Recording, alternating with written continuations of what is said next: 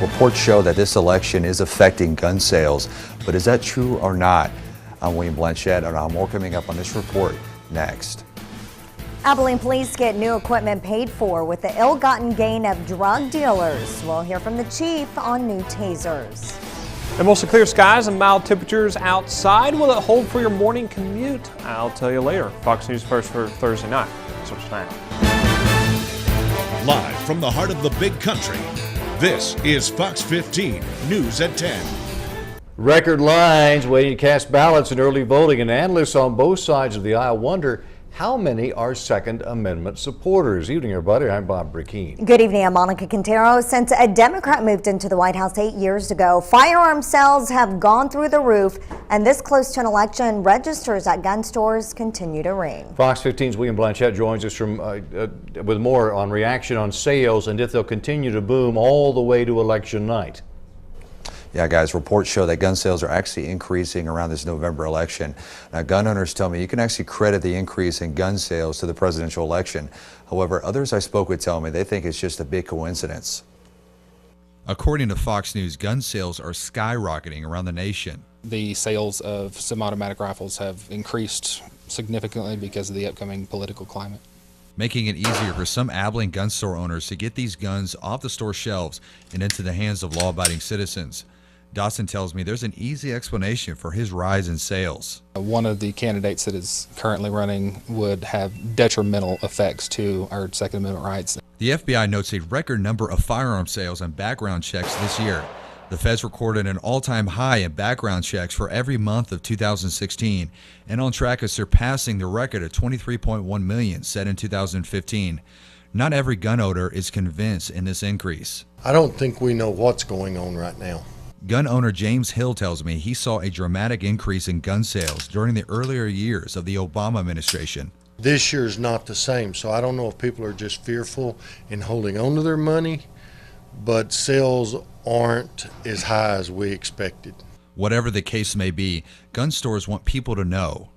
If you don't use your rights, you will lose your rights. Now, gun owners tell me they see the country going two ways. Those who want to keep the Second Amendment sacred and those who do not. And they believe this election will determine the direction of our nation. Guys, back to you. All right, William. Money confiscated from drug dealers and bust by Abilene police being used to pay for new equipment for the department. The city council today approved purchasing more tasers for the police. Like any other piece of equipment, tasers also simply just wear out, and with new equipment comes some new technology. It has two cartridges that are embedded in the weapons system. So if we miss with the first one, or if we have lack of connectivity with the first one, we can immediately transition to the second set. We're told the tasers carry a price tag of more than $200,000 and will arrive in December. A dangerous world for our children these days, and Halloween night could hide even more of them. But there's a plan in Taylor County to help lessen at least one threat. Convicted sex offenders are being taken off the streets on Halloween, at least some of them. Fox 15's Vanessa Page with more tonight on where those convicted predators are going to be. I'm at the old Taylor County Courthouse on Oak Street. I'm told 90 registered sex offenders who are on probation are required to be here come Halloween night. A move that brings relief for some, knowing where some convicted sex offenders will be. Totally agree with it. Keep them away from the kids. Let the kids have fun. They shouldn't have made those decisions. From 6 p.m. to 9 p.m., registered sex offenders on probation are required to be at the old courthouse. They'll be tested for drugs and alcohol, then attend a counseling session. The director of the Community Supervision and Corrections Department says this protects children and helps law enforcement. God forbid something should happen to a child on Halloween, but if it should happen, then law enforcement can immediately take these 90 people off their suspect list. Offenders who aren't on probation or parole and have served their time won't be making an appearance. That means there are more than 400 other convicted sex offenders in Taylor County who won't be at the courthouse on Halloween. You've got a vast population out there that is not under any supervision. You can see where their homes are. If you go to the Texas Department of Public Safety website, you simply type in where you live. You can see a map showing offenders' homes. I would encourage parents to routinely check that website. It's always a good idea to know who lives in your neighborhood. I'm told since this program started in 2005, there's always been 100% attendance.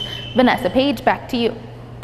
Hey, before you cast that ballot in early voting in Taylor County, a word of warning tonight from the elections administrator. You could be missing out on a crucial vote for Expo Center improvements. Make sure and follow these directions before you sign off on that ballot.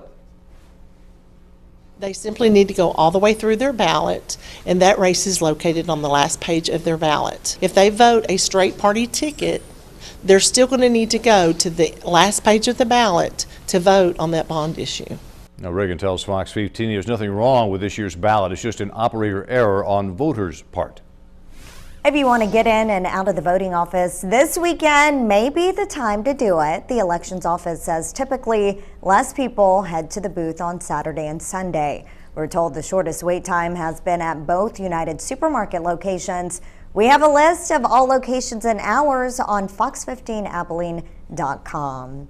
A record number of people are hitting the polls for early voting. Experts are predicting early voting will make up 40% of the votes in this presidential election. That number was just 6% in 1992. What began as an absentee ballot has evolved into an early voting layout, a phenomenon created by political parties to get more support. So early voting actually evolved from absentee voting.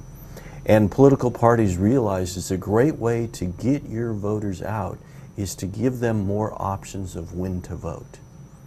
At least 13 million people have taken advantage of early voting.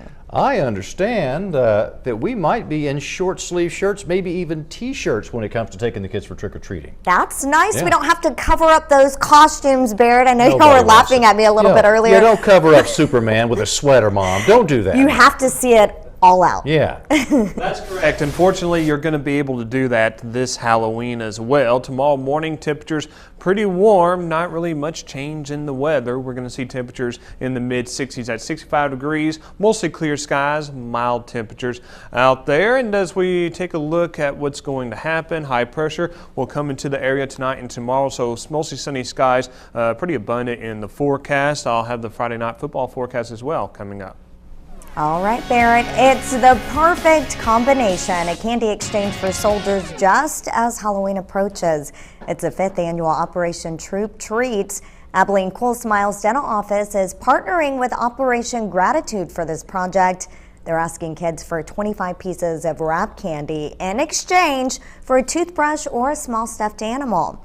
Dr. Ray Gifford tells Fox 15 the military troops really appreciate your sweets.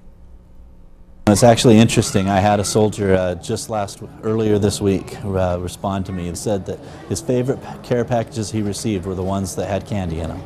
Who doesn't love candy? Starting tomorrow until November 2nd, bring in your Halloween candy to the Cool Smile Dentistry on South 14th Street.